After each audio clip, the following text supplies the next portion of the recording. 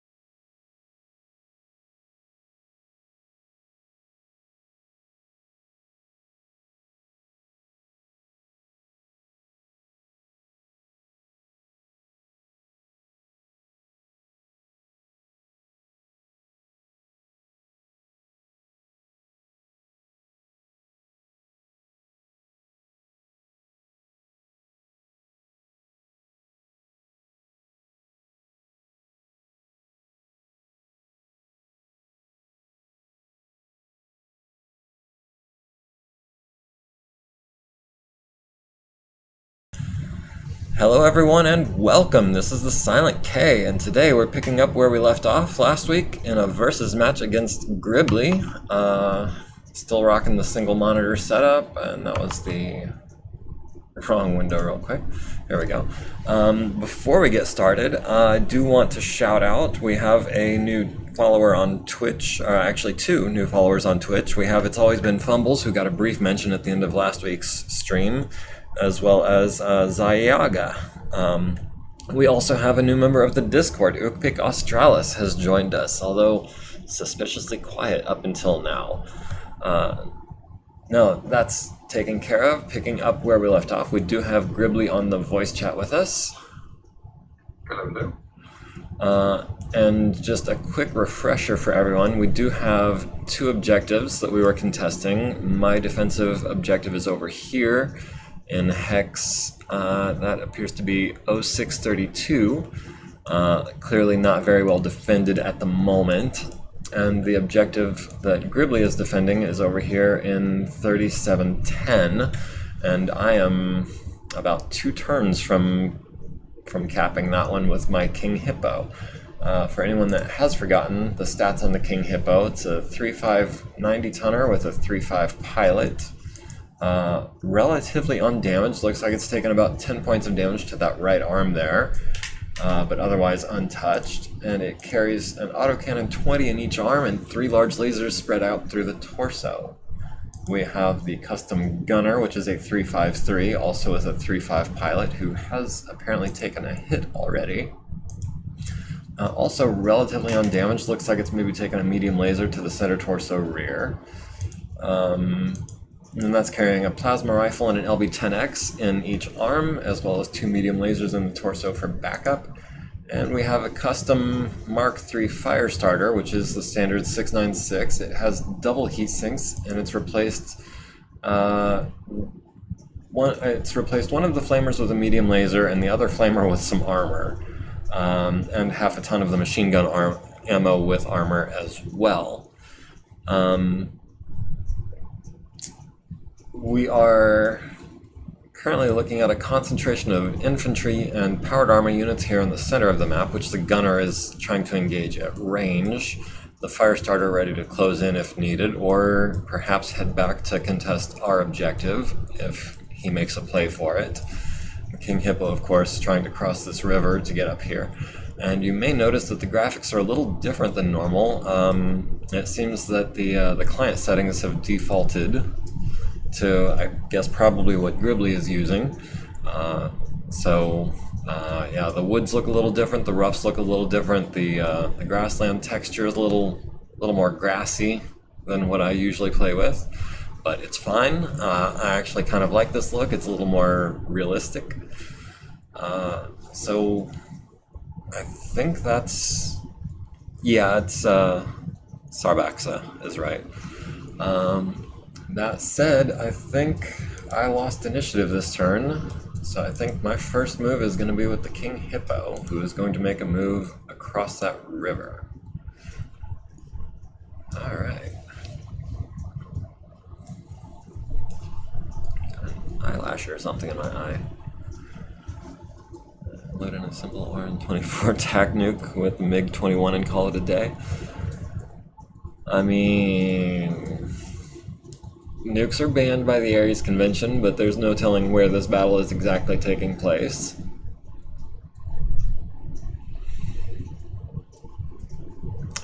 And you may notice I'm looking down to check the chat instead of to the left still. I do actually have a new monitor on the way, so hopefully that'll be here. It might be here tomorrow. I've gotten 2 different notifications for that. One was that it'll be here tomorrow, but initially it was supposed to be here by Monday. So if it comes tomorrow in time for the HBS stream, I will be happy, but I'm not expecting or planning around that. But it should be here for next week at the latest. So, happy about that. Monday, more like fun day.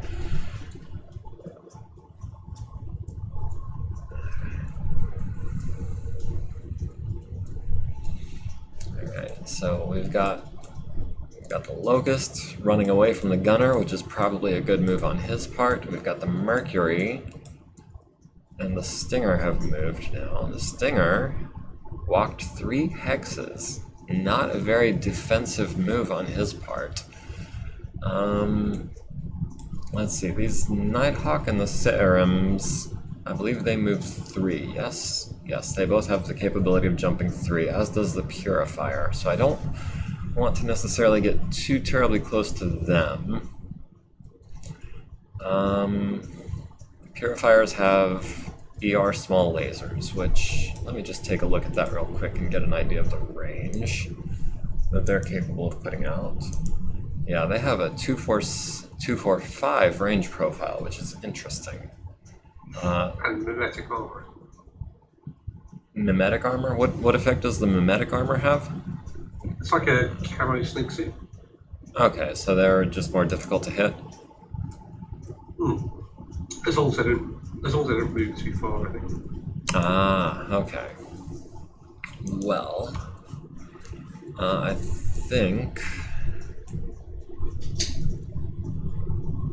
I want to save the Firestarter for last. I really don't want him getting swarmed too heavily, so I'm going to go ahead and move the Gunner first. And I'm debating exactly where to put him. I want him to have a good shot, but I don't want him to be too terribly close either. So I'm thinking maybe something like this. That way at least he's got a couple of defensive points if you do close to within short range of me. Or actually, short range isn't possible, but medium range. Medium range and a 3 hex jump should keep me relatively safe. And then of course if you fall back I won't have much of a shot anyway, so... Oh, the Commando seems to be bugging out a bit. A Commando with jump jets? How did I not notice that last week? Surprising. Yeah. Kinetic. I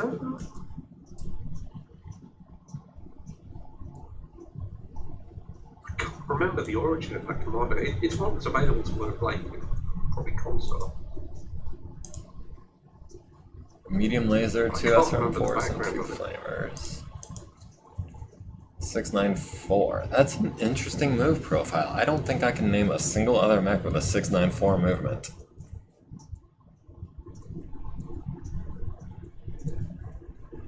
It almost doesn't quite seem worth it, but... Yeah, I would say either 693 or 695 would probably be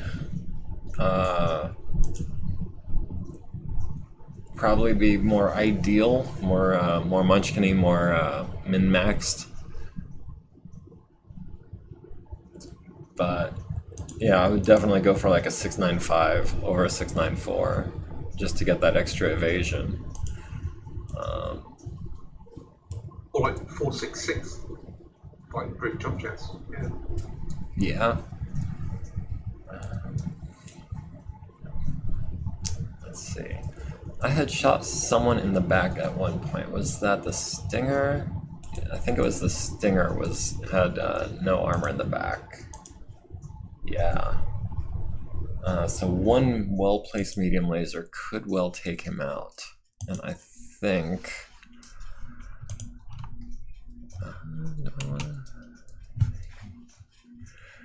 yeah, I think I'm gonna forgo evasion on the Firestarter, which is normally a bad idea. But the Commando has the 3 hex range. With just the SRMs and all the ER medium is 4. So I'd be at medium range for the Commando, but he jumped. So that's a 9, I think, to hit at medium range. And this Firestarter is untouched. Yeah, I'm gonna try to take out your Stinger. Not that I'm like trying to surprise you with that or anything.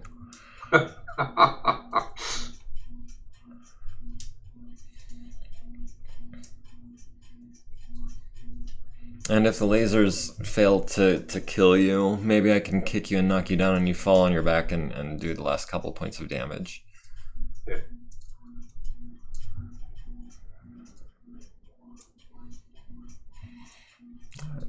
Oh, APC has fled the field.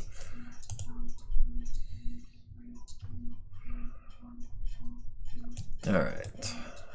King Hippo I don't think really has a target. Unless... yeah, nothing is within range, looks like. Which is definitely a smart move on your part. Those AC-20s would definitely tear up anything of yours. The gunner has a choice to make. I've got 9s on your Nighthawk Mark 21s.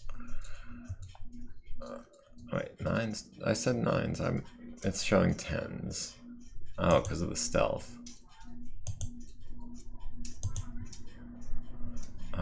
That's not going to be an easy shot. But I think I'm going to take one there. And I think I'm going to try to do something about this. It might backfire. And then that doesn't leave me much heat for the LBXs or anything, but I'll take one shot there.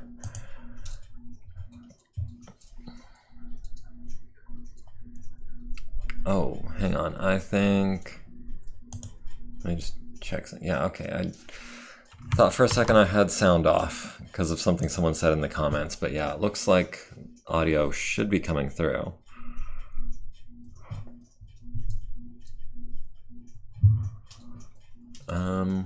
I trust if anyone's having a hard time hearing me, they would say so in the chat. And then of course the Firestarter as planned with everything because of double heat sinks. So that's cool. Alright, so Locust on the Firestarter needs an 8 and misses. Mercury on the Firestarter needs an 11 misses. The Stinger landing a hit on the Firestarter's leg with his medium laser. He twisted and got that shot in. Commando missing on 9s, as I was hoping. The Mongoose hitting with 2 medium lasers to the right torso and right leg. Both of those on 10s, so a couple lucky hits there. The Severum also missing on a 9. The Nighthawk hitting for 4 damage to the center torso. The armor's holding. Gunner at the Nighthawk misses. Plasma rifle at the Hex ignites it successfully. And the autocannon 10 successfully landing a hit on one of your Nighthawks, killing him. So that's cool. Were you going for the slug shot, or were you going to go for cluster? I mean, I did intend to use the slug shot because I figured those guys were tougher. The Nighthawk power armor have... oh, they only have 3 hit points each. Maybe I should have used the scatter shot. Purifier landing 5 hits on the Firestarter. That right torso is now down to 0. The left leg is down to 5.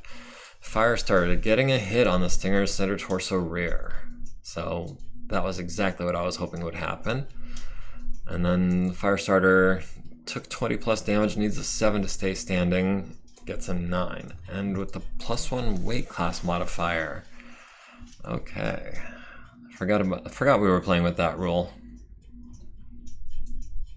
Okay, Yeah. Varenk didn't have his headset on, that's why I was worried about the audio. Okay, I appreciate it, guys.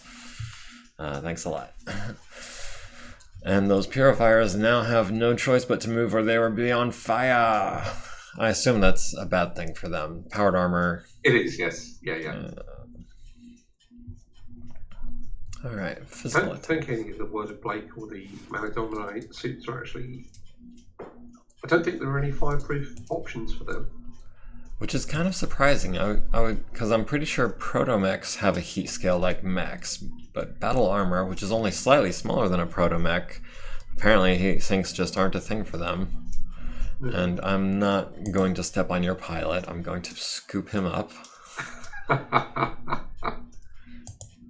So how does the Word of Blake normally treat their prisoners? Because I normally treat my prisoners the way I expect them to treat me, so... It would vary wildly, and it would depend on who was involved and who the prisoners were. I think... I mean, there are some set here in battle armor, so those guys are Mano Domini, there was a Mano Domini infantry, so, this might be a mixture of Shadow Divisions and Word of Blake Protectorate Militia. So it could be bad or it could be mixed. At the end of the day, the Word of Blake Militia is they're just soldiers like anyone else. They've got a bit of an issue with some of the political decisions that were made, and I can't say they were totally wrong. They maybe took it a little bit too far, possibly. They just don't like the clans very much. So if it was Word of Blake against clans, then I'd say they would definitely stamp on one of your pilots in that situation, probably. Oh, wow. Okay. So, a little harsh there, but, I mean, I guess. Yeah, because I've recently been playing against the clans, and I've been looking into how they treat their prisoners, and it varies pretty wildly for them, too. I understand Smoke Jaguar do not tend to treat their prisoners well. I recently had some Smoke Jaguar prisoners. I still don't know what to do with them. I've started another contract since I captured them, and what my intention was to do was to create a custom rank system so that I could include them in my unit as bondsmen and either be forced bondsmen or bondsmen who were willing to defect after a certain period. But I hadn't gotten around to that yet because that's a lot of figuring out that I need to do first. Yeah. The whole issue with clan streams of prisoners is that the idea is that if you take someone prisoner, that they then should be completely submissive and subservient to whoever took them prisoner and act as a bondsman. So, assuming that they felt that you were behaving in an honourable way, they might be on board with that, but they'd be highly critical of any behaviour which was unclan-like, and then they'd be totally unfavourable. So, yeah, it's kind of weird. Well, I mean, obviously I'm not following Zulber again as a mercenary unit, but, I mean, I don't, use flamers on civilians or anything like that either. Yeah. I mean, fighting for money would be viewed pretty badly by the clans, I believe. Yeah, that makes sense. Something I was reading recently, which was suggesting that like Clan Ghost Bear really don't like mercenaries. So I don't know. I mean, some of that's going to be the clan dislike for fighting for money anyway, rather than following, your Khan or your military hierarchy. But I don't know what it was that mercenaries did to annoy Ghost Bear.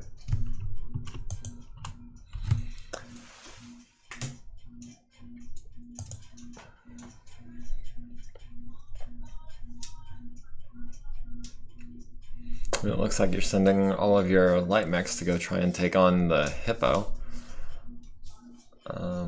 Not trying to get you to divulge anything that you wouldn't normally, but I think their combined total tonnage is about the same as mine. But I probably got what else? Yeah.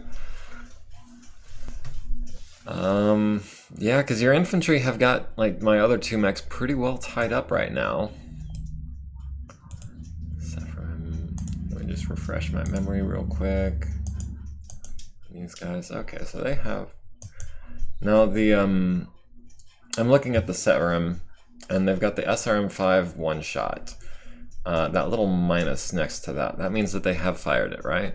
Yeah, it's been used. It hit someone. I think it hit the gunner, actually. Probably. Oh, it would help if I was looking at the gunner. Yeah, they must have got him in the back, I think, because that's the... Well, they also... He's taken 2 to the right leg, so that sounds like an SRM, and 4 to the left torso, and 2 to the head. So yeah, that sounds... That was, I guess, 4 hits from that. But back to trying to figure out where I'm going to put my gunner now. I definitely want to stay out of this range. And then your Nighthawks. Your Nighthawks can also jump 3, and they have also a 2. So 5 hexes from them is problematic. The Nighthawk, they're actually light battle armor. They're normally not seen on the battlefield. Usually used by special forces. Because then, I mean, they carry very light weapons. Very, you know, it's basically like one slightly armored dude.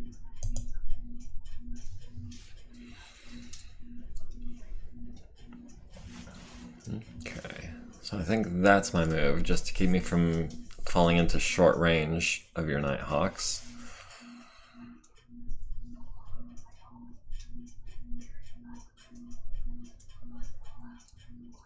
Okay.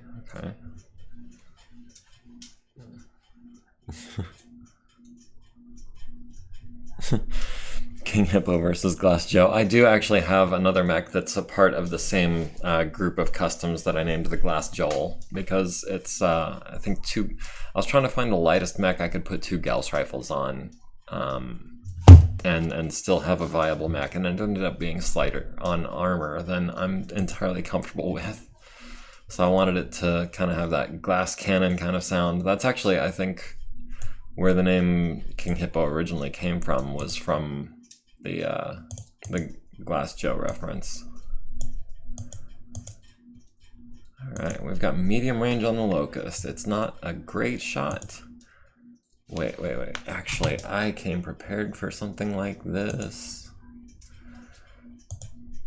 I've got a couple of these in store. It's still not great, but if I can land one of those, I would decimate him. Oh, these guys advanced real close.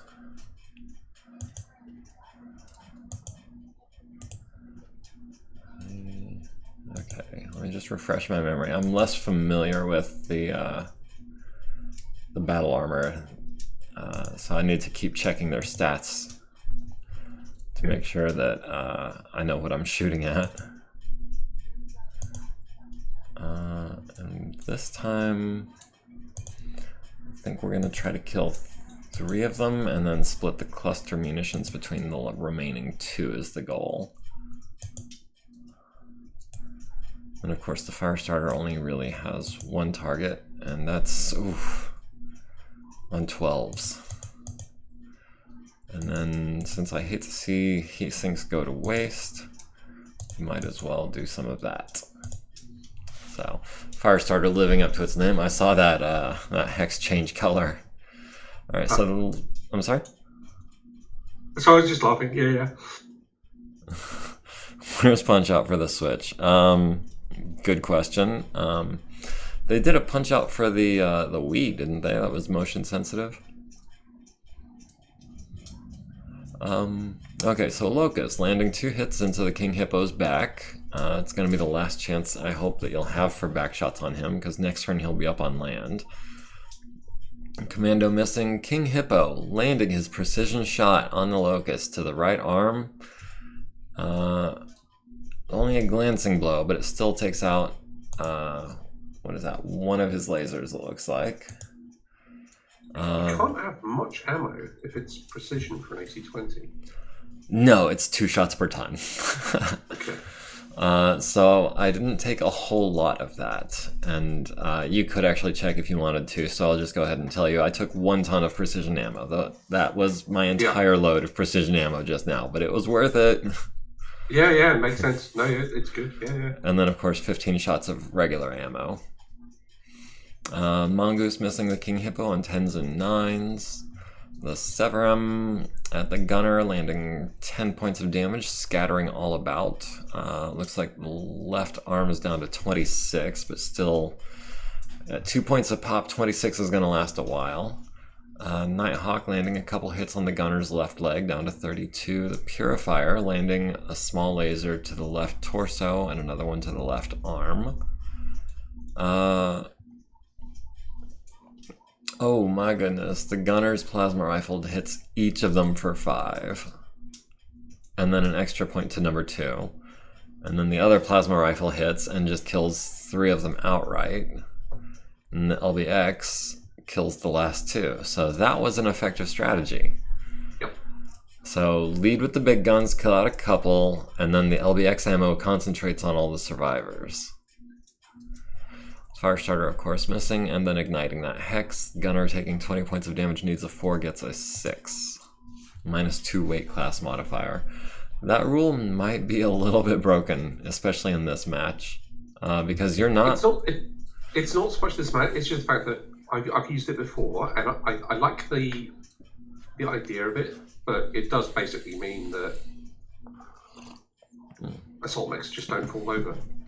Now, that said, you do have 4 lights who are coming up on the King Hippo right now, and if you play your cards right, they might all get kicks in, and that's going to be force 4 piloting checks, because they're all going to hit because you're getting the same bonus to your physical attacks. Yeah, although... Then again, if I'm only trying to make a 2 or a 3, making 4 of those is no problem. Yeah, you're making 3s, which means you need to roll 2s. So I would need to, like, statistically attack you with 18 kicks. So yeah, I mean, it's fine. It's kind of interesting and it's kind of thematic, but I'd say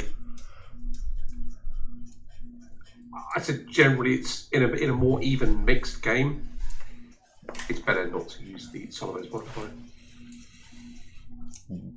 Yeah, well, especially in this case where we were specifically doing a lance of heavy mechs, or 2 assaults and a light in this case, versus a lance of light mechs. Or in this case, a handful of light mechs and a bunch of battle armor and infantry who don't get to make physical attacks, so you've kind of sacrificed like half of the advantage you had with that, just by taking half of your forces in infantry and battle armor.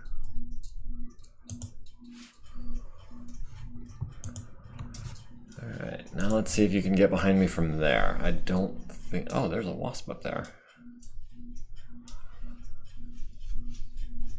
But as of now, I have one of the objectives uncontested,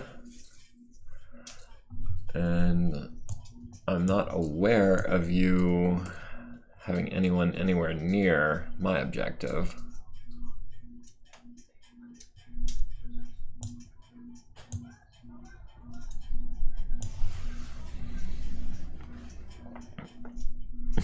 Varank says cluster ammo is great. I actually recently up against elementals remembered the lesson that elementals have 11 hit points, so what I did actually was I led with a cluster munition at long range and scattered 1 or 2 points of damage on several of them, and then followed that up with PPCs once I got to within 6 hexes, had better 2 hit numbers, and I was able to kill them one by one that way. But in this case, I feel like this was probably more effective because each of those guys only had 3 hit points. And then Lark says an assault mech will fall over to the shockwave of a nuke, which I cannot disagree with. I think a nuke would knock down just about anyone. Rules do that. The nuke rules, they cause criticals. If you're not within the damage area, then there's no shockwave or knockdown. It's just roll for criticals.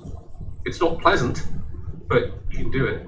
Just randomly taking out systems on your mech without actually doing any points of damage? Yeah, I mean, you have to be a certain distance away. Not close enough to take damage, but within a certain radius? Yeah, I can't remember. I mean, the rules, they're all in Interstellar Ops, but it's kind of... I've dabbled a little bit with it, with one of the Starlink... We were talking about it last week. Starlink campaign that I ran. But it's usually useful just as a story thing, or as a side effect. You don't really want to use it as a... I'm actually nuking you, because that wouldn't... you want the other guy to actually want to play with you. Yeah. So, yeah. I wonder how many points a David Crockett is worth. Don't think it has a battle value. I'm not sure, but I don't think it does. Because it does seem like the people in the chat are always saying, you should use nukes, and you should use nukes for this and that and everything. And I'm just like, but how many points is that worth? And is it fair? And like you said, I don't know that it necessarily contributes to the story in the way that I'm looking for. My story being that of a fledgling mercenary unit trying to make its way in the inner sphere without drawing unnecessary ire from Comstar. No nukes, my awesome doesn't have that much paint. I mean, what is the size of your gaming area that those house rules ever came up? It's like a cruise missile being 150 board max range. Like, who has 151 boards layered and someone measured it? The thing about measuring map range, or maximum range in boards, is that depending on the scale of the conflict, like the aerospace map, each hex is equal to one board. And then on the space map, I think each hex is a certain number of kilometers. So that would be also measured in maps instead of hexes or meters. So yeah, a cruise missile on an aerospace map would be a more limited use, I think.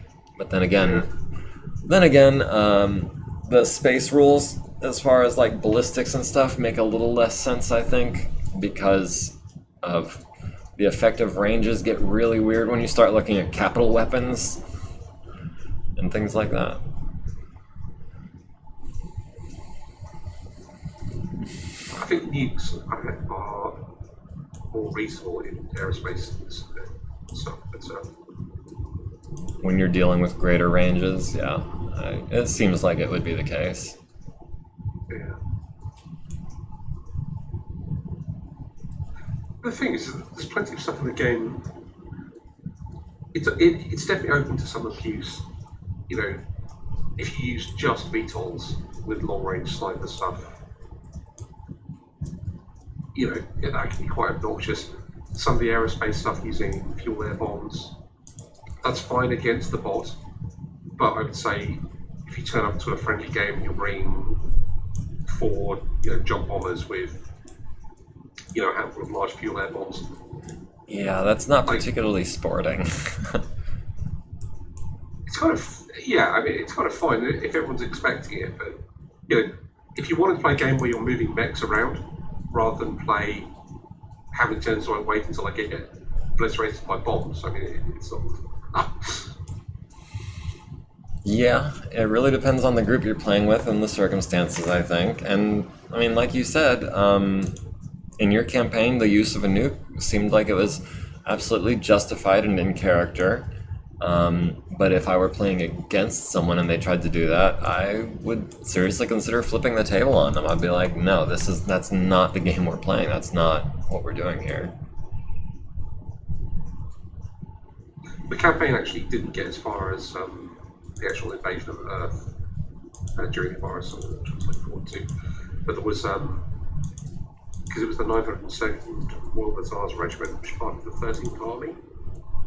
And there's a conflict in China that they get involved with, where they work closely with I think it's like the 133rd or 132nd Jump Infantry Division, which gets just nuked and obliterated.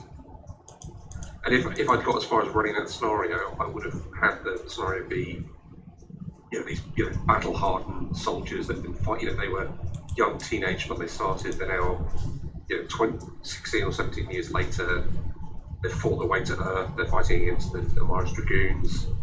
They're backing up, their friends who are, the jump infantry division, and some of them get nuked. And it would just be, as a story thing, that would work, or at least,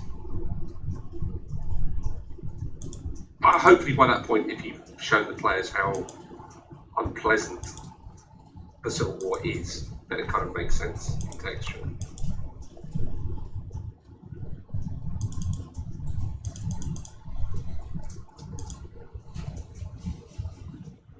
Sorry if I'm quiet, I'm just trying to figure out my targeting here.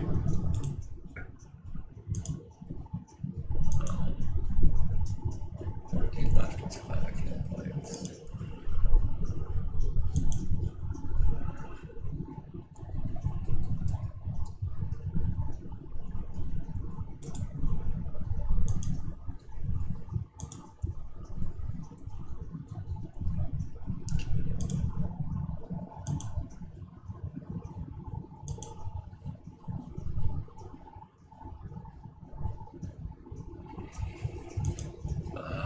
There's one of these purifiers left, and I think, 5 of these Nighthawks left.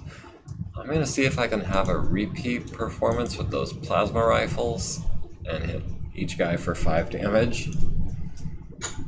So, what do you think of the plasma rifles? I know that when you're looking at designs, you were ambivalent slightly. Yeah. Well, I mean, I normally play a much lower tech game. Like 3050 is kind of my upper bound usually, so I'm less familiar with it. It is a higher points cost, which it definitely seems reasonable because if I had to choose between a PPC, which is 7 tons, versus a plasma rifle, which is 6 tons plus a ton of ammo, I would say the plasma rifle is probably more effective. The only thing is 10 shots isn't quite enough for some matches, so it maybe bumps the weight up to 8, but it does the same damage, it has almost the same range, and it does additional effects from the heat, which is, neutralizing heat sinks on a mech and just obliterating vehicles and infantry, which... Yeah, it's worth the extra points, I would say, especially if you're playing a campaign where you're not playing a points-balanced game. Definitely more effective. No two ways about it. Plasma waffle. To be fair, a merc group getting a nuke is like a whole third of the Metal Gear story, yeah. Nukes are one of those plot things where it just absolutely changes the entire storyline of, like, a whole faction could be altered by a single nuke. So, it really, whether or not you use nukes, in my opinion, really comes down to the kind of game that you're trying to play. That's just my opinion. Alright, so, Locust,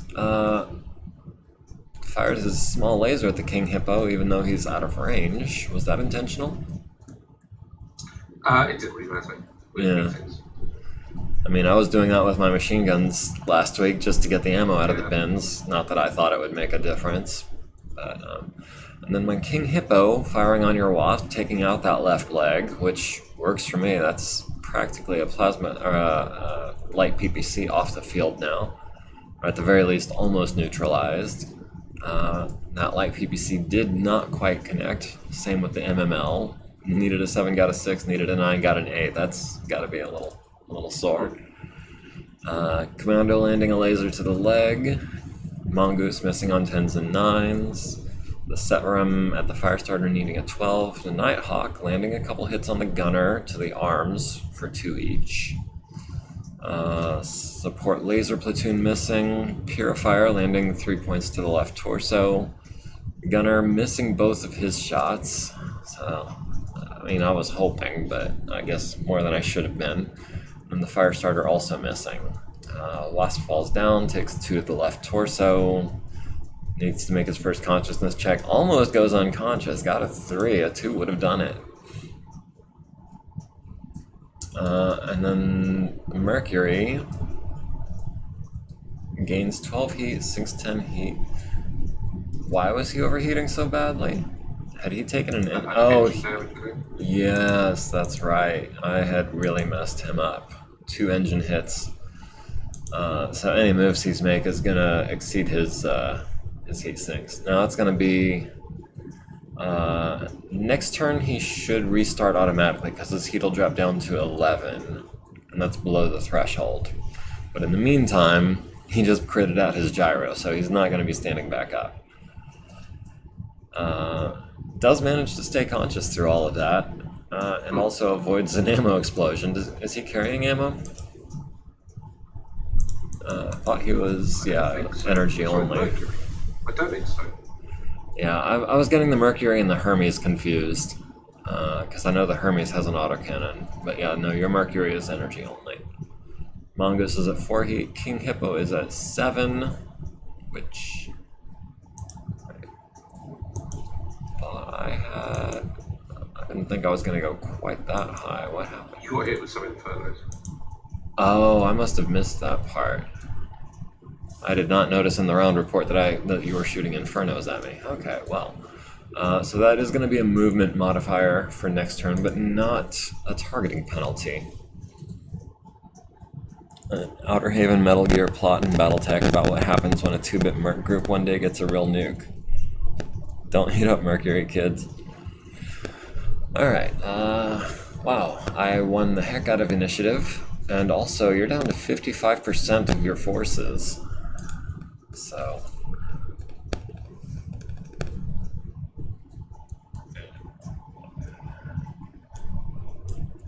that said, if you can contest this for long enough and maybe send someone down there to contest mine, this is still...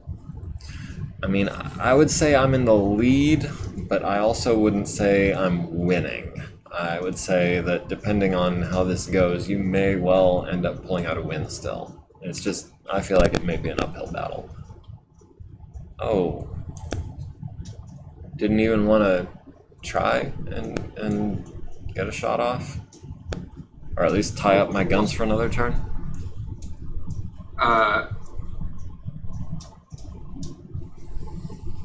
I thought if I was him, I would have ejected. Well, sorry. I'm guessing that was either the fan or the AC. I can't do anything about the AC, but that was the fan off. So hopefully that clears up the audio. Yeah, let's get into these woods, get a little bit of cover, because otherwise I am not evasive at all. I'm gonna have my back to that mongoose and my face to a wall or a cliff. But at least I'm in some cover, and I can turn around next turn when I'm not so hot. It's like a... oh, not like an AC or a fan, like a direct current. Okay, yeah, I will check into that and maybe see if I can make some minor adjustments that might make a difference. Has not yet moved. Okay, well. I mean, I know it's one guy, but maybe I can lead them on a merry little chase as I fall back towards the objective I'm trying to defend. Almost sounds like an aquarium. Okay, well, I was messing with my audio settings before. Let me try one thing real quick, see if that changes anything, and you guys are going to get to see this, so let me just...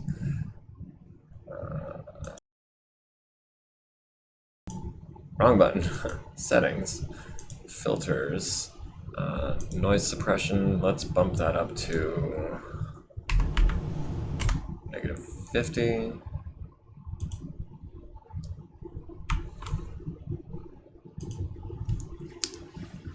How's that? That any better with some noise suppression on there?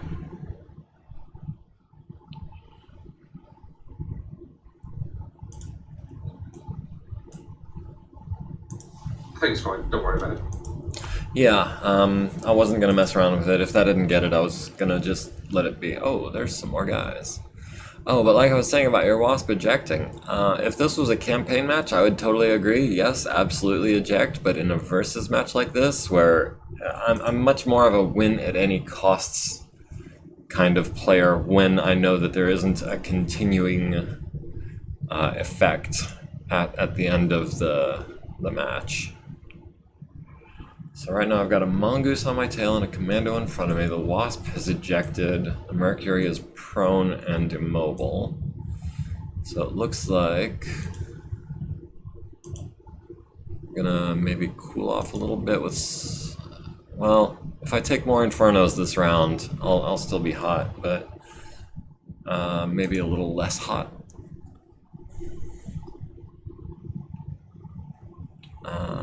No difference, but if you saw your microphone was flashing green, yeah, it does that when the AC is on, which it is. But usually, you guys don't hear much of what's in the green. I was actually just talking to Gemini about it earlier, and you guys normally don't tell me that you can hear anything that's not in the yellow. It's just the feedback that I've gotten in the past.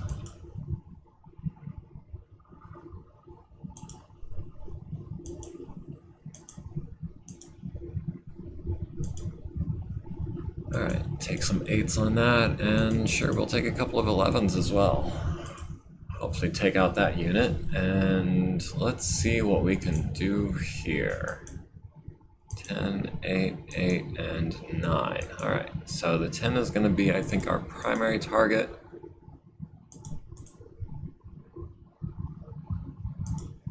We will do that with a laser. We'll do that with a flamer. We will do...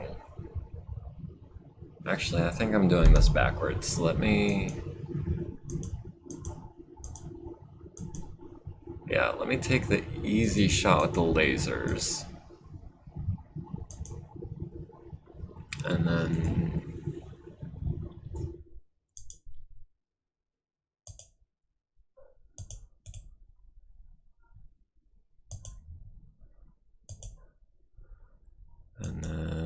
oh, 13s. Oof. Throw in a couple machine guns there. Alright.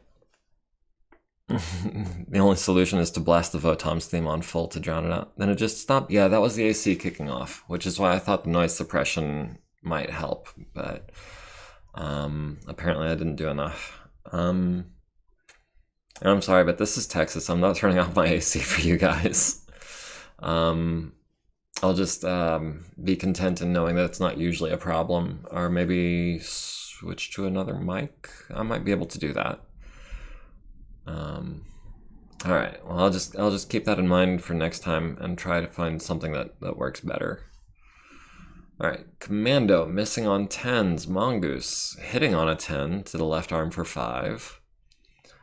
Support platoon on the fire starter, hitting the right torso, knocking out 2 jump jets and a heat sink, as well as stripping my left leg and my center torso both down to 3 points of armor.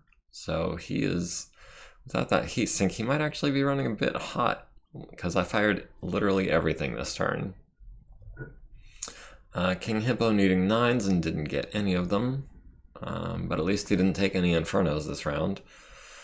Looks like support laser also hitting the fire starter in the right leg, where the armor is probably my thickest, and then the other one hitting the left torso, left arm, and left leg, where it is considerably thinner, being down to 1 there. The purifier missing the gunner returning fire, landing 8 pellets from his autocannon, but only killing trooper number 3. Or no, trooper number 3 was the only one left, so destroyed by damage. That's the whole unit down. Only 97 here in this part of Texas. Yeah. I don't know what the weather report said for today, but I know yesterday it was 94. and the sun was out today again. So didn't know you were from Texas, by the way. Firestarter killing one dude, killing two dudes with his lasers, managing to start one fire but missing the entire hex with his other one, and then his machine guns at his first target, killing that unit as well. So that is one dead and one on fire, and I will have a chance to kick somebody. Not from Texas, just well, I was using the term from loosely, I guess. Just put a tarp over Texas and it'll cool off. Kick on a 7, that's a 40% fail rate, and then a 5 check. Yeah, we can afford that. We did miss, but we didn't fall down, which is fine.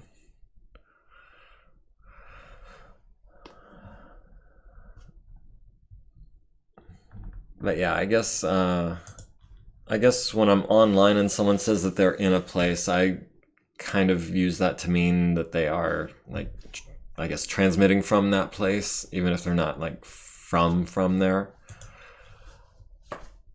All right.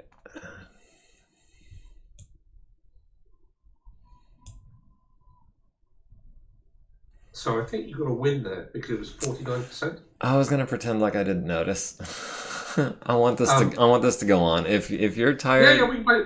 I mean, this is what I'm saying. We can play as fast and loose as you want. I mean, it's like that. I mean, that's a win, but we can play, another couple of turns or whatever. call it a victory. Call it a victory. Sorry.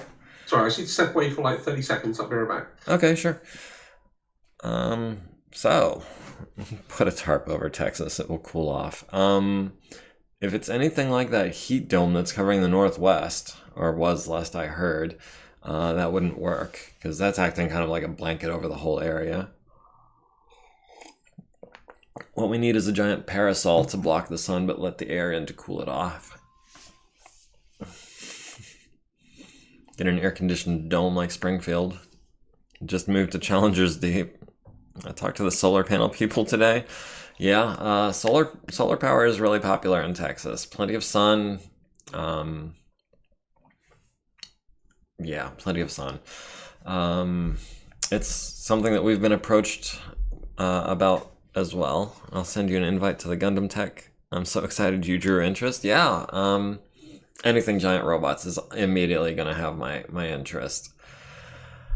For sure. I'm less familiar with Gundam than I am with BattleTech. I understand the lore is probably, maybe not quite as deep, but probably like in the same ballpark. There's been how many different series about it? And I'm not saying that to disparage Gundam in any way. I'm just saying that the lore in BattleTech is literally hundreds of novels deep at this point, as well as multiples of source books and TROs and everything else. Okay, I'm back, sorry. Okay. So I was just going to say, if you want, we can call that a victory point. And so I now have a victory point, and we can just play until both sides are obliterated and count up the victory points at the end, or something like that.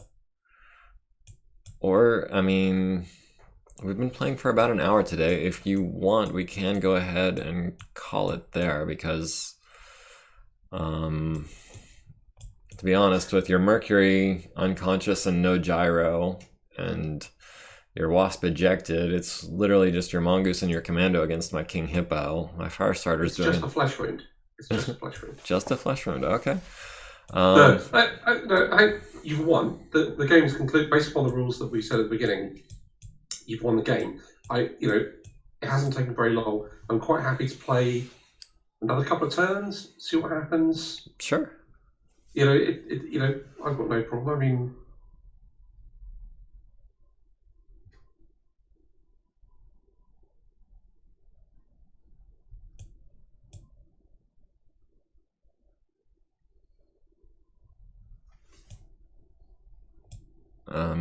I'm sorry?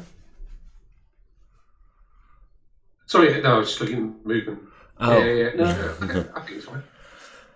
Yeah, we can do a couple more turns and see if maybe your your battle armor can chase my gunner back far enough to try to claim that objective. No, I revealed them too soon. I was too impatient. I should have been much more aggressive with the conventional infantry and much more cautious and passive with battle armor. Well, I mean, to be I fair, was too... if I recall, when you revealed your battle armor, I literally had someone like in the thick of them at the time. So I don't know how... Not close enough. Not close enough. I should have waited till I can, see the whites of their eyes. I mean, I'm pretty sure I had a unit within 100 meters of where they were. That should be about white of their eyes kind of level. Alright, but in this case... okay. Ooh, you may have made a mistake.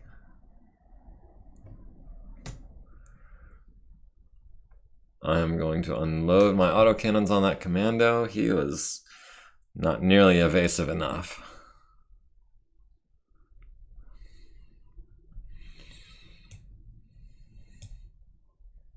I just have to land one of those. Commandos have narrow, low profile, don't they? I believe they do. Sounds reasonable. So if I land one of them and not the other, which I'm expecting a target number of probably 7 or so, so hitting with one but not the other, if that one is a glancing blow, it's only going to hit for 10. Your center torso would be a kill, your right leg would effectively be a kill. Either arm would take it out, but that would be a 50-50 chance of taking out your laser and 2 flamers. So, yeah, we'll see how that goes. Meanwhile, how evasive is this Locust? He's fast, but a mod of 4. He ran very far this turn. Yes. I do like that Locust. I've never used that one before, but that speed and mask is hilarious. I agree. Medium range, I kind of want to be in close range with him. And I've got a real soft spot for the Locust, I think. For the size, they're usually quite effective, and they look really cool as well. I agree. I like the way they look. I can't say that I have a soft spot for them. I was actually just complaining on Facebook today about the Locust 2C. That's like 6 small lasers or something, isn't it? 8 and a medium pulse. Oh, 8. Okay. So that's yeah, quite a lot of firepower and it's fast. that is 47 points of damage it can put out. That is assault mech levels of damage output from a 25 ton. ton. Is it like battle value wise? 1100. It's 1100 points. Yeah. Okay. I've started deleting them in the lobby on site with great prejudice.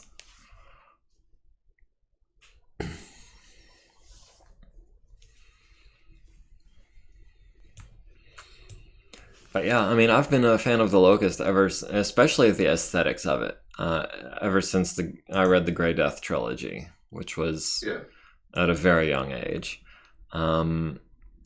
Combat-wise, the 3025 one is the one I'm most familiar with, and honestly, it's a bit underwhelming, especially in the damage output and the armor arenas. But and with the quirks, it has a very hard time standing itself back up if it falls down.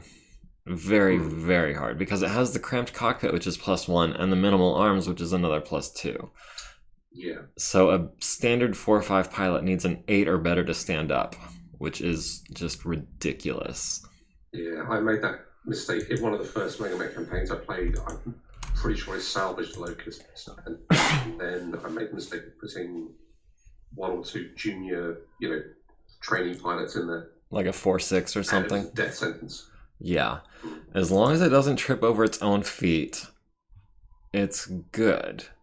It's fast enough to be evasive and not have to worry extensively about getting hit, because it can pull a +4 modifier, which is rare among 3025 mechs. And I was wrong. I do not need 7s, I need 6s. I am tempted to overheat like a mother. It's not. Yeah, this is gonna hurt.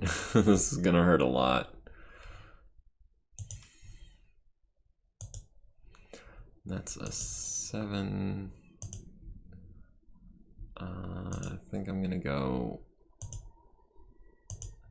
If one of these lands, it could hurt a lot. But again, with the narrow profile.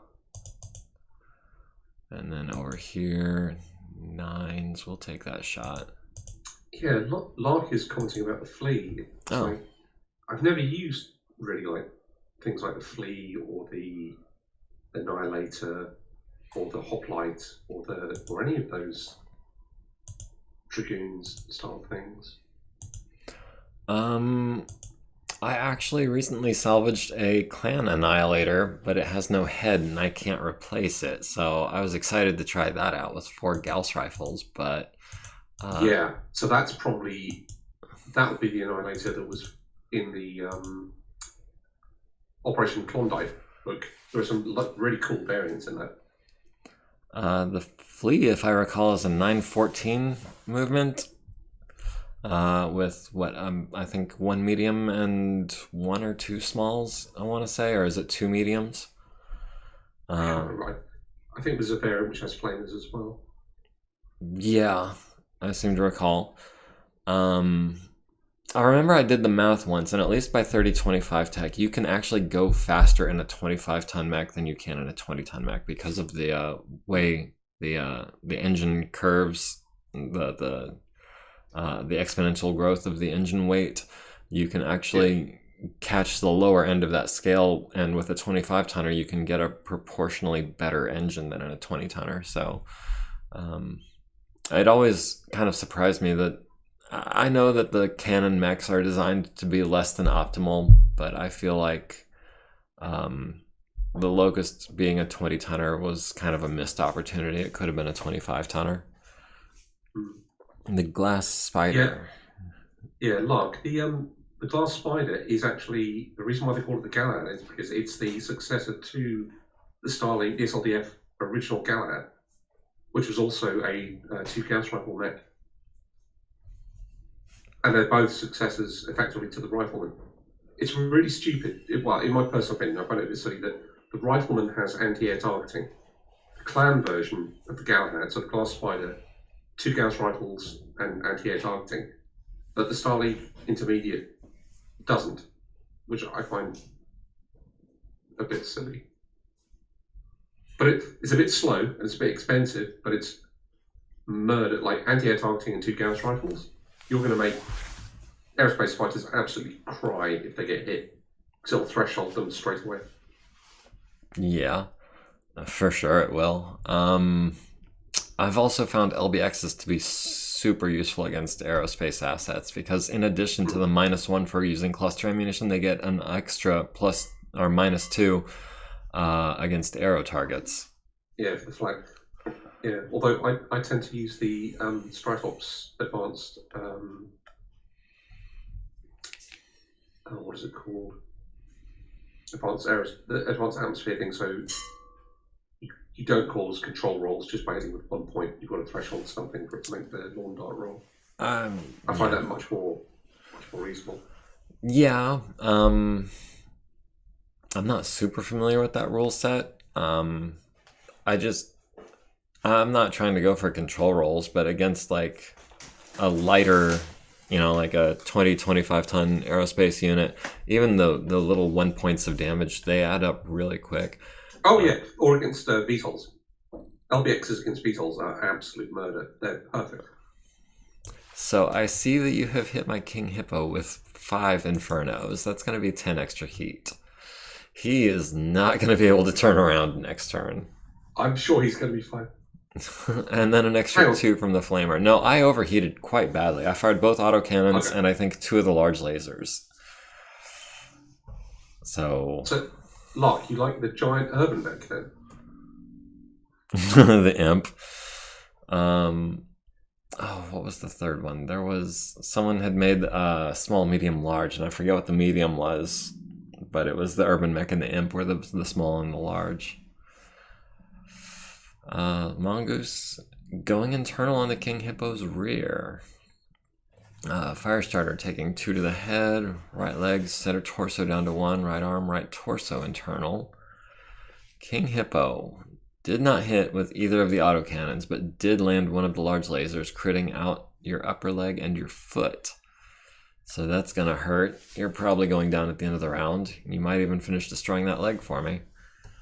Nighthawk missing, support lasers missing, gunner at the locust, landing both of the LBXs to the left and right torso, but both of them glancing, neither going internal. Both of the plasma rifles missing. Firestarter against the laser platoon, hits with 1 flamer and 1 machine gun. Medium laser at the other guy. Okay, got both guys that were left in that 1 platoon with lasers. I was worried about that. And yes, the commando did fall down and finish destroying that leg. But not before hitting me with 12 extra heat. That is definitely going to be a shutdown roll. And, I mean, I could kick you. I suspect you're going to eject since you're down to 1 leg. But I think I'd rather be sure.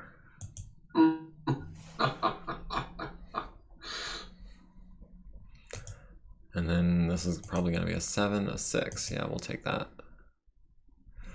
Yeah, Who exactly hired you? Like, you're mercenaries, you're attacking the word of Blake.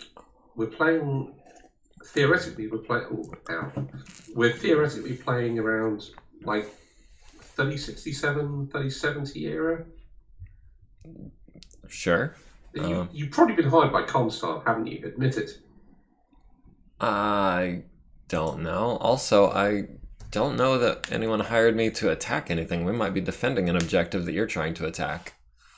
We are, in fact, trying to defend one of the objectives. King Hippo, yeah. Needs a 6 up to avoid shutdown, rolls a 5. Does manage to not fall down and avoid an ammo explosion. So, shutdown, probably going to get kicked next turn by somebody and get knocked over. But in the meantime, he is still standing with a shutdown reactor. And there goes the AC again, so I apologize, everybody. And we've lost the initiative this turn, so let's go ahead. Oh, it's not even an option. So you've still got 2 platoons over here. Or I could run over here for a +2. Yeah, I think my Firestarter is done messing around with your infantry. I don't think that they're much of a threat anymore. I'm going to come over here and try to support the gunner.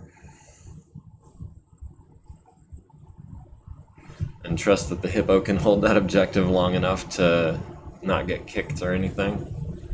If he gets kicked, he is definitely going down with a shutdown engine. Oh, okay.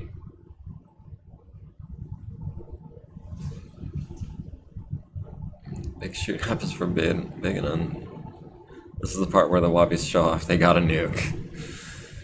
Is that true? Are you hiding a nuke somewhere in that objective? Is that why I'm trying to capture it? I will tell you now that I was considering, when we were talking about just using infantry, you can actually have infantry field artillery. And I did consider, briefly, having hidden away as a hidden unit an Arrow 4 field artillery platoon with 1 David Crockett. Just for this scenario, like after you've won the battle, it's all over, and then suddenly... just everything is gone. Well, no, it's not a massive area. I mean, I really can't remember the rules. It's been a long time since I looked at them, but it's like, you would see it happen, it would be obvious, and it would be hilarious. But in the end, I thought, I don't know.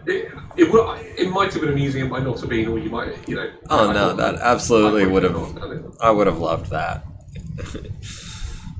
That would have been absolutely hilarious. I would have enjoyed that greatly if I had just finished capping the objective and all of a sudden the map goes black. Yeah, I mean, I think it's you would definitely, if I put it in the right place, so that you saw all of the like a 9 or 10 x radius, all of the forests were destroyed or on fire, and then all the mechs were making these strange rolls, which was like EMP. What? What? Like, okay. Lark says, toss him if you got him. Well, sadly, no. Just out of curiosity, how many points do you think that unit would have cost? Are we talking like double digits or triple digits? I don't think there's a points cost for the nukes, and I think infantry field artillery is very cheap, but they have very limited ammunition. I love using infantry, as you probably can tell, but I'm not a massive fan of field artillery or field guns. And I think the field artillery,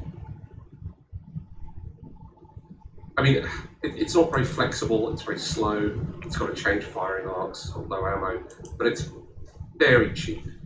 I don't know. Gunner's making a gamble. I'm trying to get in close range of these Setarims and take them out with plasma rifles. And I'm being jammed by the Nighthawk, who is in my hex and is probably going to make a swarm attack. Now, if you're swarming me and I jump, does that throw you off, or do you stay with me? I can't remember. Well, we can find out real quick. If you can jump in the water, that's good.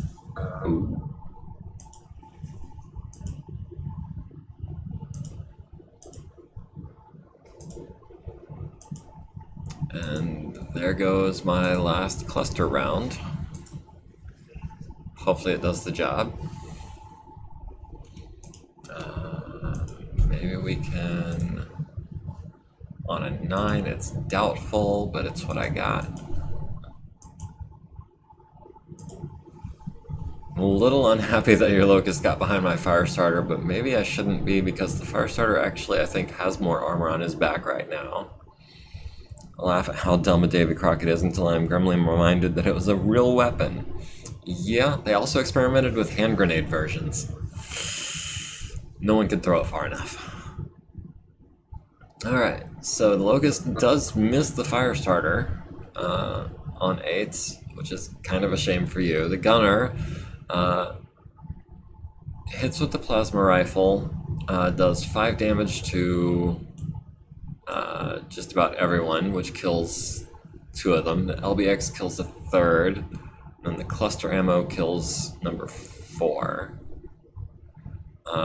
King Hippo takes 5 damage to the rear, 5 damage to the head, from an... I guess his sensors are offline since he's shut down. He can't see who's shooting at him, but we all know who it is.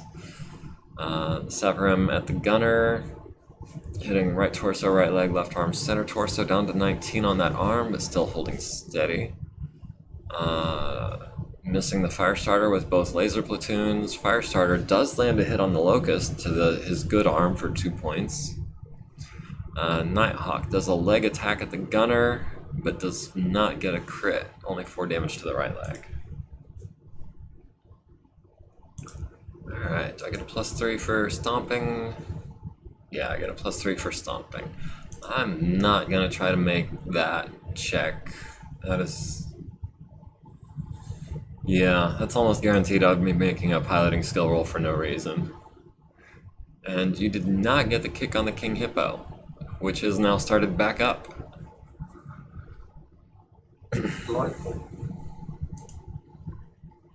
And should be relatively cooled off. We have won the initiative, going into, what was that, round 16 or 17? Project Greenlight, which was a plan to paratroop airborne troops with portable nukes in their backpacks to sabotage bases with and suicide missions. Yeah. Real life warfare is just terrible. Not a fan at all. Some of the more recent Russian developed naval torpedo-based nukes,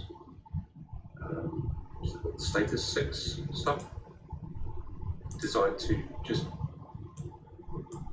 yeah, that's an interesting read. You've got the status 6 Russian units. Nuclear Quite nice. landmine. I don't know the word price. One time he says the UK made a nuclear landmine that required a chicken coop to operate. I don't even want to discuss like the cruelty to animals that's going on there because it pales in comparison to the cruelty to human lives. A landmine. Can you imagine being the one to step on that? No, it's over. That's just ridiculous. That is so horrible. The fact that they even tested something like that is appalling.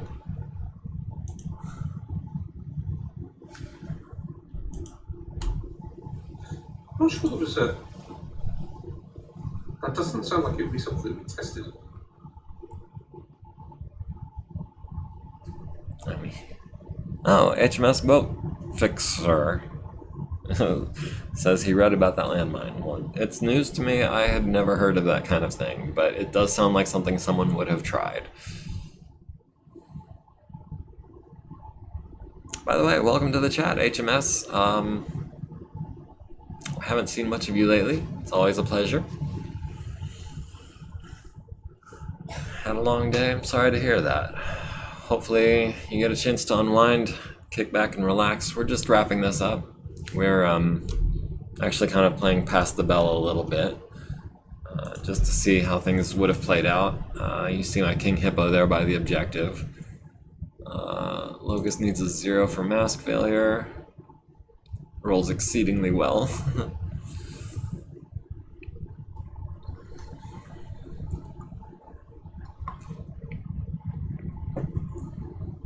So are your pilots, Nita and Destiny, are they actually approaching the King Hippo? Are they armed at all?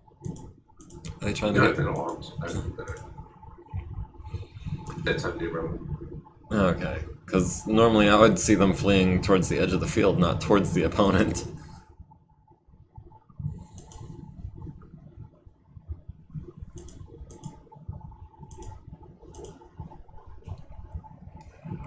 We'll do 3 heat, or we'll do 6. Yeah, we'll try 6. It's not a great shot, but it's a shot. And then Firestarter has 12s. Wow.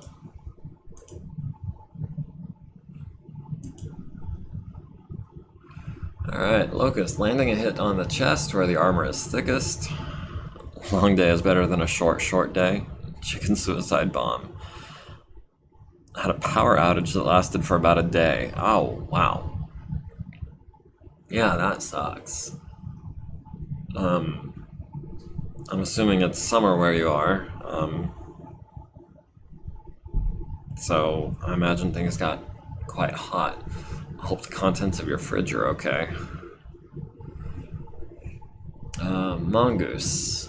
Landing all 4 lasers on the King Hippo, but not quite enough to force a PSR. Left arm is down to 20. Severum at the gunner, hitting the center torso rear. King Hippo landing a hit on the Mongoose's right torso, transferring into the center torso. Large laser to the left arm, transferring into the left torso. So that is... He's down to his center torso. Yeah, he's down to 2 lasers now. Nighthawk gets a leg attack on the gunner for 4 damage, but again, no crit. Gunner on the Locust landing 2 glancing blows, but that is enough to take out the engine.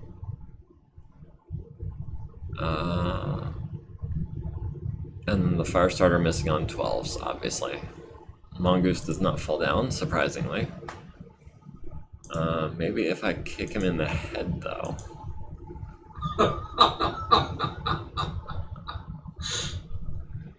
And then it's a 9. Sure, we will try it just in case. King did kick him in the head. Well, he doesn't have to make a piloting check. No. Oh dear.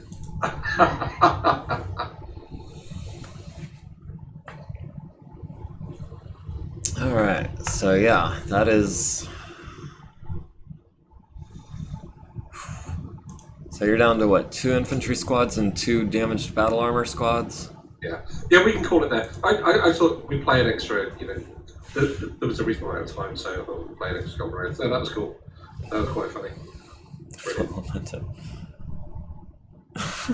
There's a raw power in the statement. Pilot does not need to make a piloting roll as they are already dead. Yeah, unit destroyed. You're down to 5% of your forces. I was still at 84% of mine. So, yeah, I feel like if you had waited maybe just a little bit longer until I was literally in your midst to reveal your battle armor, you could have gotten some serious damage on me. So that was one missed opportunity. But other than... really, the problem is that what I should have done is that my original plan was that if the river was across the middle of the map, I was going to put my objective just on my side of the river, deploy the battle armor hidden on your side, and deploy my infantry on my side. So if you were trying to cross the river, as soon as I activated the hidden units, they'd be behind me.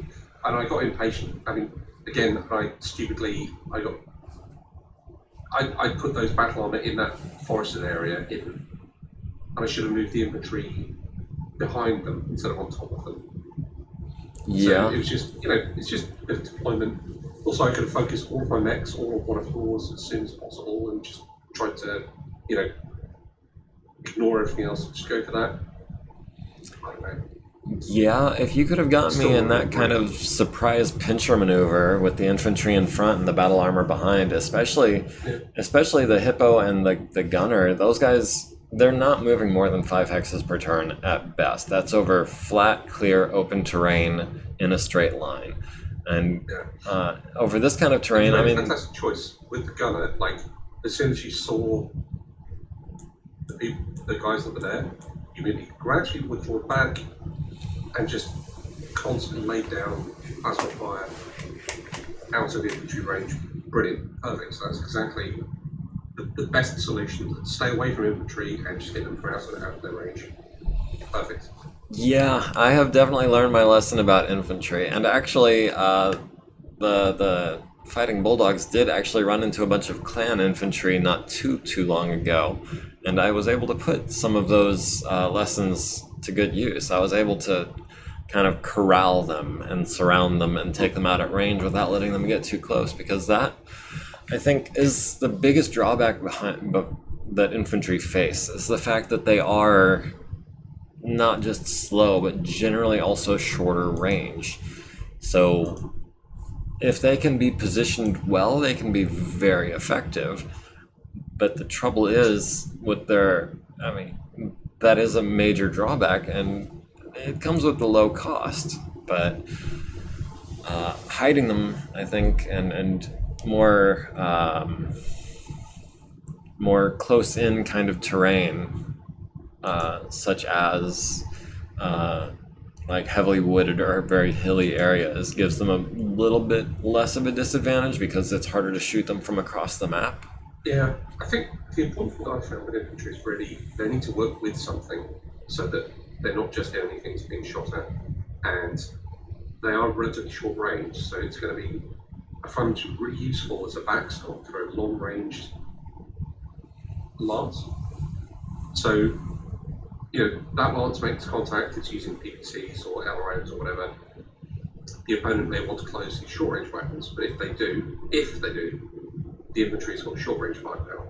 If there's no pressure that way, if no one's forcing you to close, if you can quite freely back off and use your plasma rifles, and you're not worried about LRM stuff or whatever, you don't really care. Yeah, and I feel like I had just enough open terrain, and I'm looking at my map, column, the 1300 column, over to the, I guess, 18 or so column, in between those two hills, like where I was approaching your infantry coming up from the bottom left, was just flat enough and open enough that I was able to back up a couple hexes each turn and stay away from you and still have a clear shot as you were trying to follow me. Yeah. Battle Aura are not supposed to be chasing people down. They're supposed to be they're a speed bump. They're supposed to be persuading someone not to want to climb speed. Yeah, it's more of a deterrent, I think, would be. Yeah, exactly. That's the word I was struggling for you. I mean, if you think back to like the clan game we had with the elementals combined with mechs, that was a little bit more. I think they were a little bit more effective there. Yeah, because the clan elementals have the regular range on the SRMs at least. So for a little while at least, they are effective up to 9 hexes, which I think is very important because you don't want to get within 6 hexes of an elemental or they will wreck you. Whereas once they've spent their load, so to speak, like they're much less of a threat. They still have the small lasers, but that's only 15 damage instead of 40 or whatever. Okay, so you got the Firestarter in another jump jet. He's down to 3 now. That's the least mobile Firestarter I've seen in a while. Nighthawk trying for another crit on the gunner's legs, and he just cannot get away from them. I need to win initiative to get away from them, and it's not happening. Gunner missing his shots at the Severum. Firestarter did not, however. Firestarter killed them with a flamer.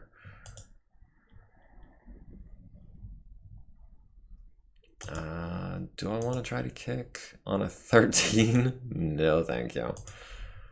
Our boy here would have won had he just embraced the word of Blake and slung attack nuke on the mercs. Like, Firestarters look flimsy after you get a whiff of them in HBS. Yeah, I mean, I'm a big fan of the Firestarter. I wish it was just a hair more mobile. I'm a big fan of the 7-11-7 movement profile and get that +4 mod, +3 on a walk. They're a very good specialist unit. They do what it says on the tin.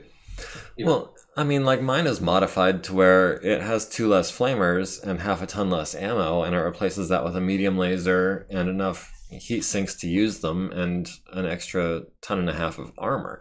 And it's a great all-around mech. Even against other mechs, it's not as single role as the stock Firestarter, which I appreciate a lot. And you've won initiative again, which means I'm not going to be able to get away from you. But what we I'm quite happy to concede at this point. I just want to see if I can kill these Nighthawks.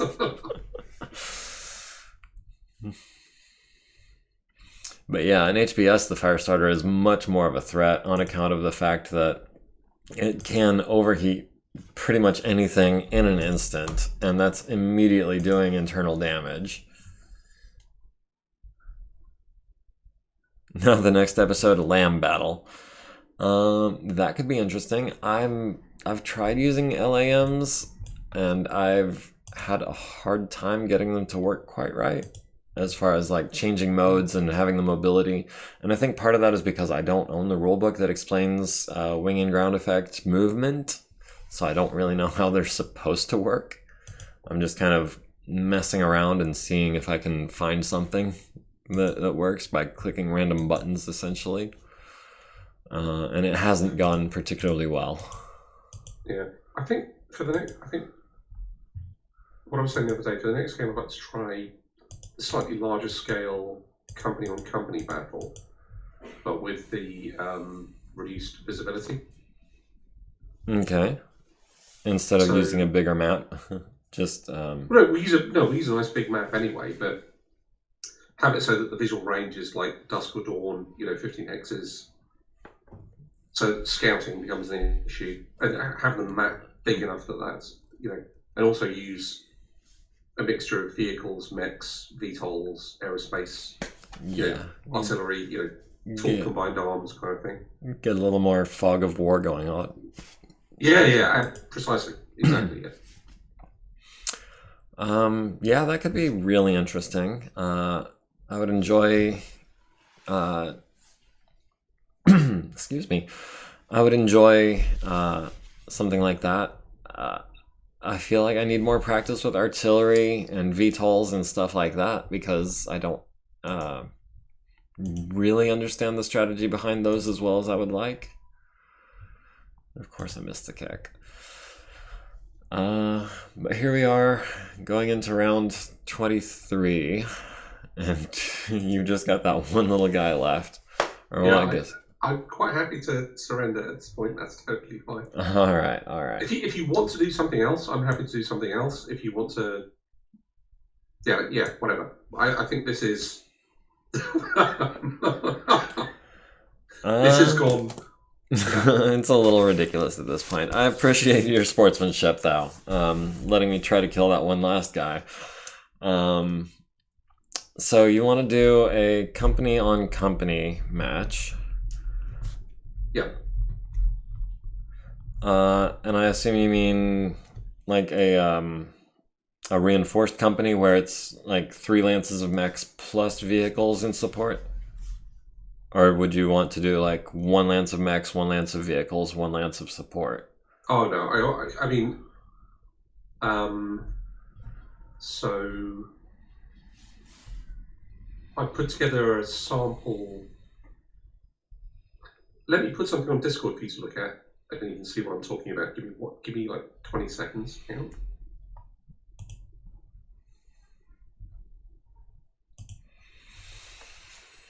Oh man, this has been fun. I don't know if it's a good idea for me to go ahead and put the Discord on the stream.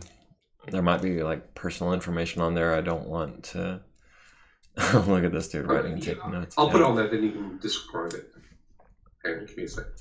Okay, well, I actually just happen to have... Okay, yeah, we can... Oh wait, that's not the one I wanted. Yeah, there we go. We'll just use that one for now. While I minimize everything else and pull up Discord.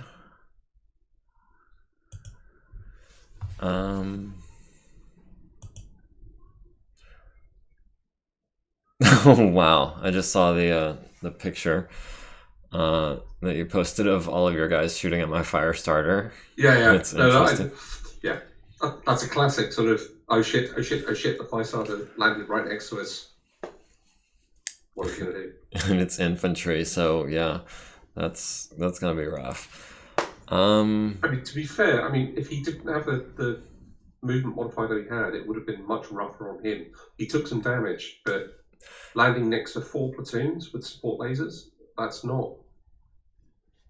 moderately brave for a yeah, it was a calculated risk. I figured with the jump that I had and into the woods, it was worth it because the fire starter I was hoping would just decimate the infantry, and it really kind of did.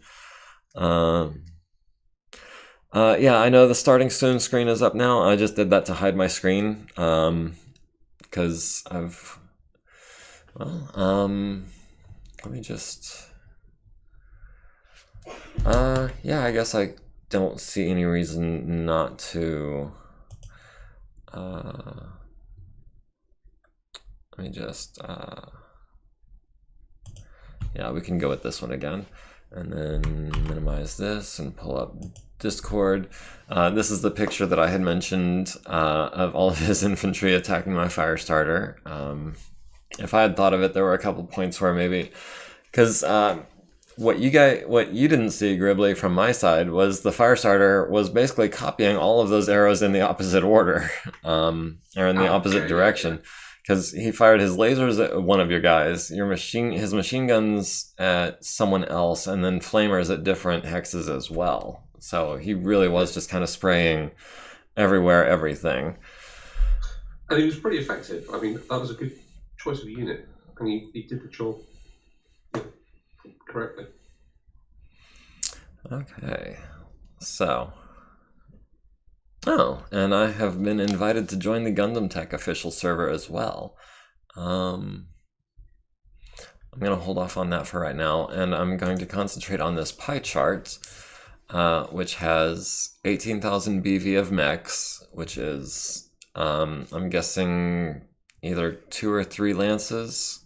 I feel like Yeah, a three lances. Yeah. 3 lances, so about 6,000 points each. That, in my experience, is a pretty light or fairly green or both kind of lance. Mostly between. My personal taste runs to heavy-ish mediums and light-ish heavies. So there's like some 55 tonners, some 65 tonners, in amongst that kind of thing.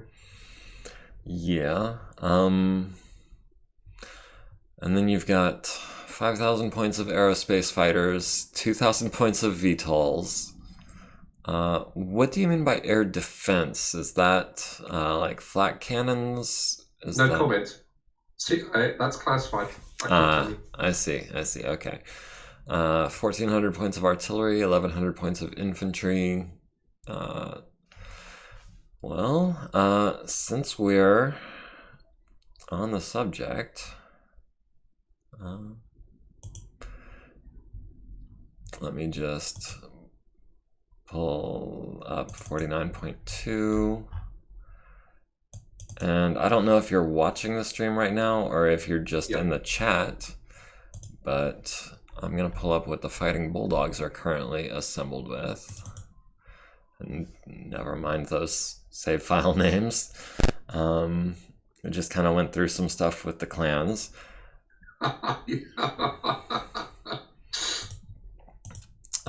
But this is what we're currently looking like with the Fighting Bulldogs. We have a command lance, which is obviously elite and super elite pilots in heavy and assault mechs for a total of 16,000 points. Air defense is code word for nothing but riflemen.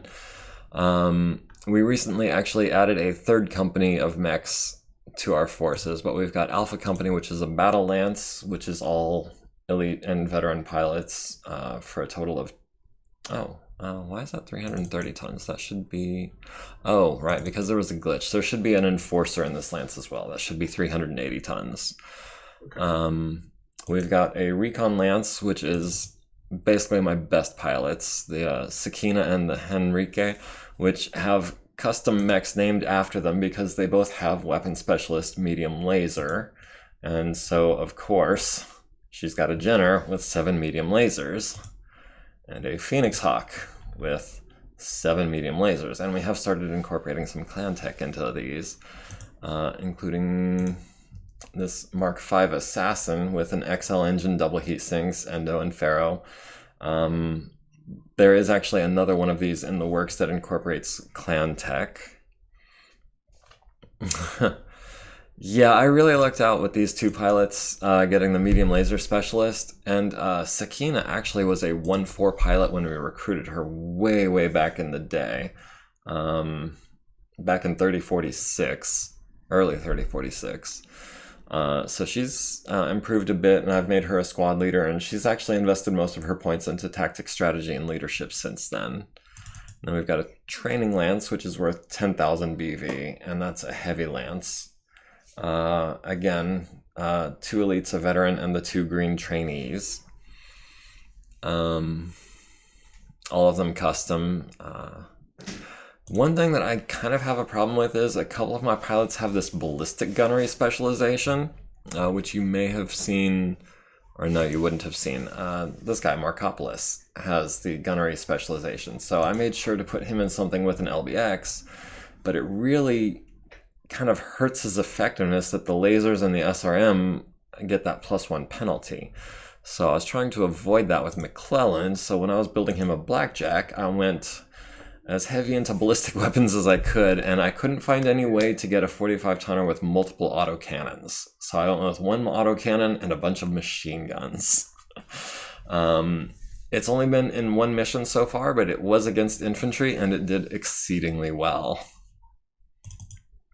In Bravo Company, we've got an assault lance, which is worth 11,000 points, which is slightly underweight for an assault lance. But it's, a couple hundred tonners, 85 tonner, and An exact copy of Hoser's Ride from the Marianas Lands. And actually, this is... I don't know why it says ID once... Oh, because... I'm not going to say anything. So, what's your total unit battle value there? Altogether, the battle value is 143,000. That includes everything. Now, that is 40,000 of that is in my combined arms company, which is down here, which is 7 lances of tanks, all of which have at least 4 tanks in them. That is 4 lances of field guns.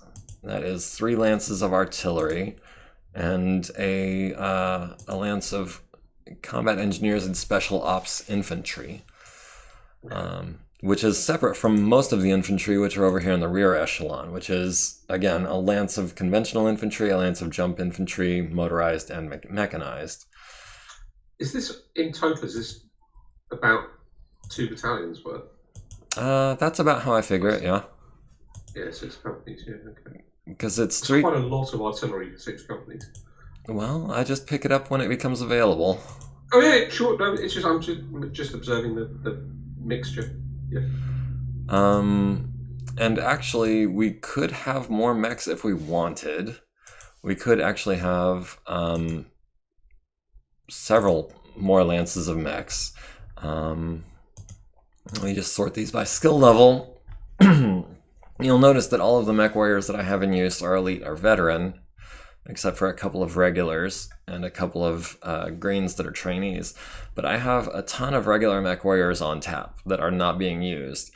And I have a ton of mechs that are currently in mothballs. And several that are being refitted, and these are the ones that are being used. We've also got tanks mixed in here, but so yeah, we could easily have another battalion's worth of mechs here, I think. Oh yeah, easily. So I think I would suggest we might have to come to some kind of arrangement or judgment with these special pilot abilities. But if you wanted to do like if you wanted to take like 3 companies from the Bulldogs, that could be quite interesting.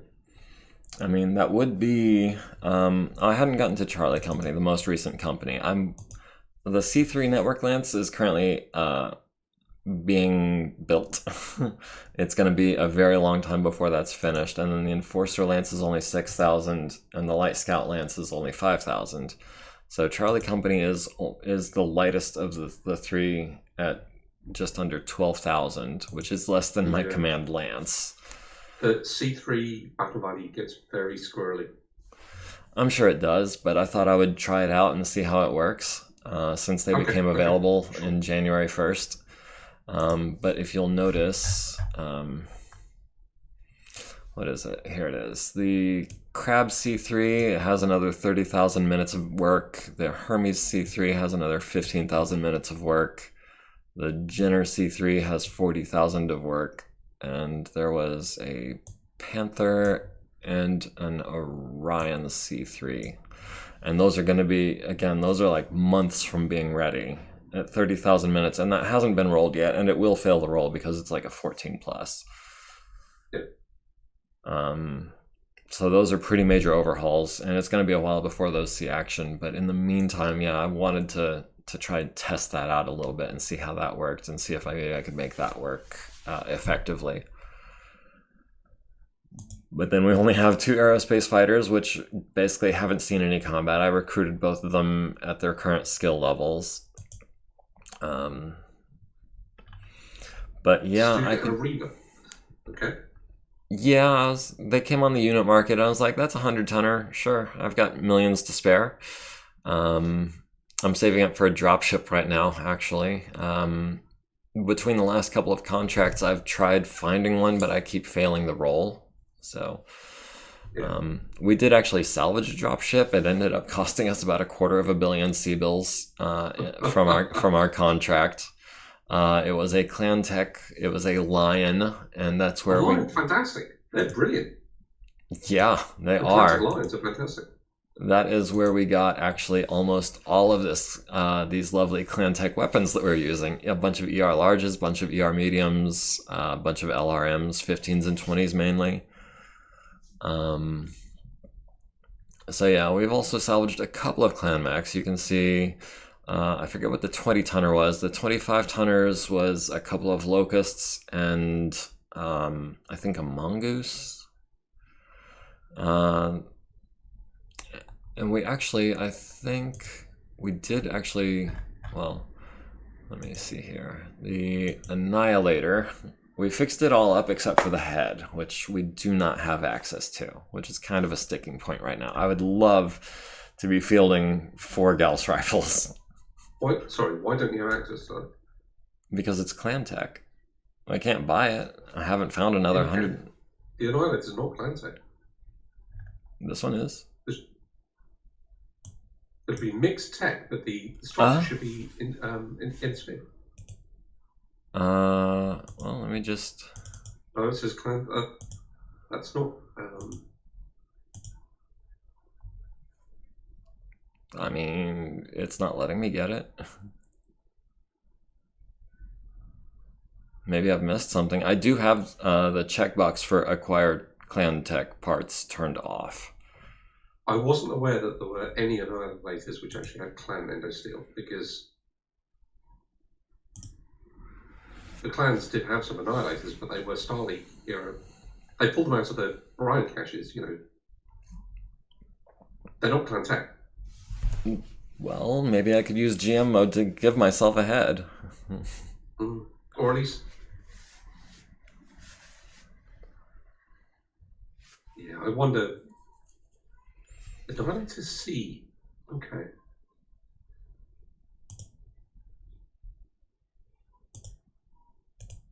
That's very unusual for it to be a clan tech base. Almost all of that stuff, even the ones which have got clan weapons added to it, they're mixed tech, and they are the base technology is in sphere. So that's quite surprising. Well, it's listed as clan endosteel on the acquisition. And oh yeah, sure. I can see that. I understand that that's what the units represent there, but as a unit, like I'm pretty sure that none of the clans were manufacturing clan tech Annihilators at any point, like during the Golden Century or anything. It's like they took some of them with them on the Exodus. They had some. They probably used some in Operation Klondike, and then stored them. And then they built all of their extra, later stuff, but yeah. Now you can see here I do have internal inner sphere endosteel mech heads that would fit it if it were an inner sphere part, but it's not. yeah. And as soon as I get bonus parts, that's definitely like top of my priority list. Oh man, I would love to have my commander in one of these. A 1-2 pilot with 4 Gauss rifles would be insane. But sadly it hasn't happened yet. And of course she's been in like all the battles. With the 1-2 and the melee specialist and all that, yes, that would I love this stalker that she's in, which just real quick. Let me find the stalker. Because I only know where to find it when I do this with the clan, not assault lance, command lance. Custom refit of that with some clan streak SRM6s, clan LRM 15s, and a couple other extra little goodies. But yeah, as soon as I get bonus parts, which I haven't been able to get lately, and then of course stuff going on here. But yeah, that is. So I'm just reading. So the Annihilator C, the description says a variant of the Annihilator that was built using only clan technology, okay, and used exclusively by Water Dragoons. Well, that's not actually, I suppose in a strange kind of way, it's not even technically a clan mech. That's built from... Interesting. Probably built by Blackwell Industries on Outreach. Well, Because I'm just looking at, like, in MegaMek, it's got the critical space for Inner Sphere, Endosphere. Does it? It's got a clan fusion engine, actually, but I mean, you could still do a mixed tech version. Let me try something real quick. The build doesn't require that. Mixed clan.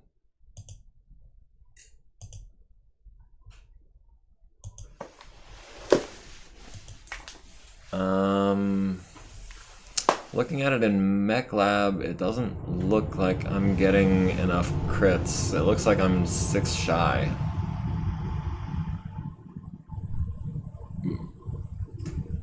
I just tried to go change it to a mixed clan base and added Inner Sphere Endosteel. And it looks like I've only got 1 slot in the left arm, 2 in the left torso, 2 in each leg, 1 in the right arm is all that's free, with the 4 Gauss rifles in the PPC.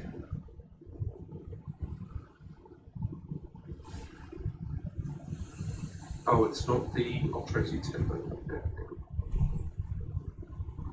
I mean, how many Ultra Autocannon 10s does it have? 4? 4. Yeah. Wow, that's even more damage output. That's potentially 80. C2, sorry. Okay. No, this is a C2, isn't it? Yeah, Annihilator C2. Yeah, sorry, no. Yeah, no, I was looking at the C. Okay. Well, yeah, this one is crit packs already. Yeah, I see. Okay. Yep. Yeah, there's no way you can use Inner Sphere technology. Yeah. That's absolute stuff.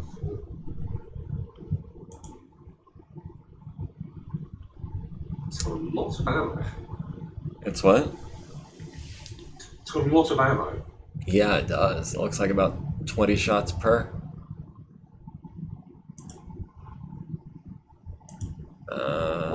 24, 16, 16, 24. And change it to an XL. I guess you might not want to do that. Actually, I think I have a ClanTech 200 XL engine. Yes. But yeah, anyway, I think, this is the problem with using clan mechs, is that if you're playing, especially in this era, you're mostly you've got to salvage stuff to repair things.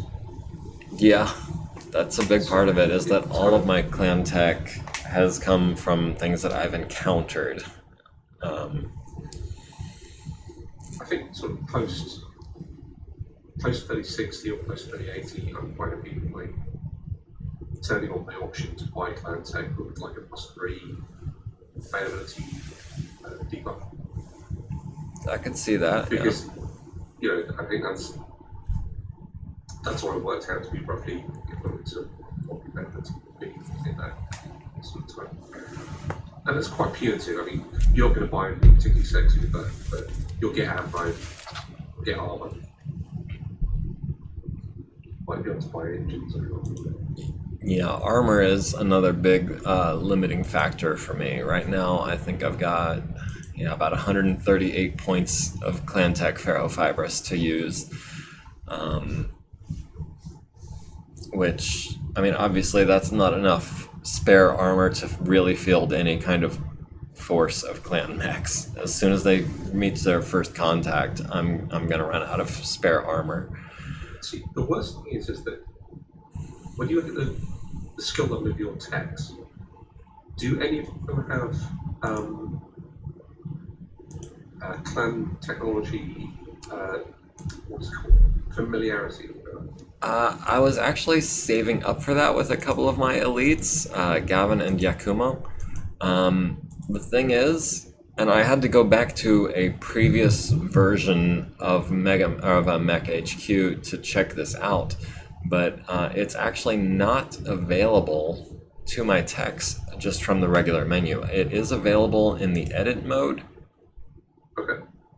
But technically, you want to check the XP cost. Go to campaign options. You want to see. It's Yeah, close that. Go to file. Go to campaign options. And it's under special abilities. There's no search option, is there? Cluster Master, Blind Fighter. I think they may have taken it out. I think it was an unofficial one, and I think they may not have. It might be at the bottom. Go and scroll down to the bottom. All the way? I can't remember, but yeah.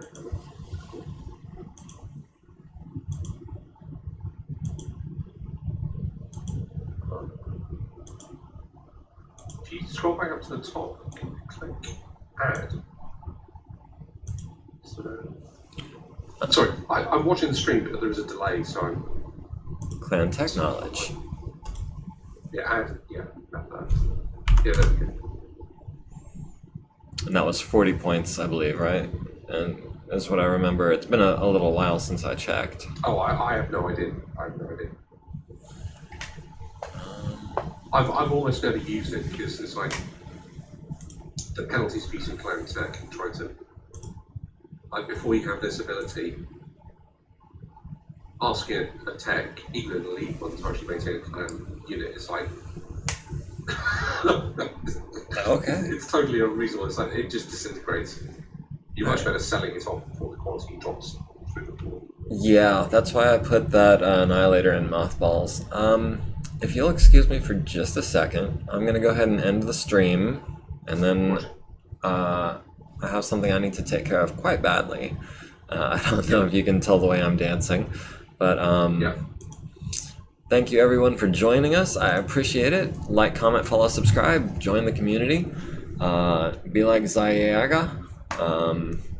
And with that, I hope you all have a good night. I appreciate you joining me, and we will see you tomorrow for some HBS.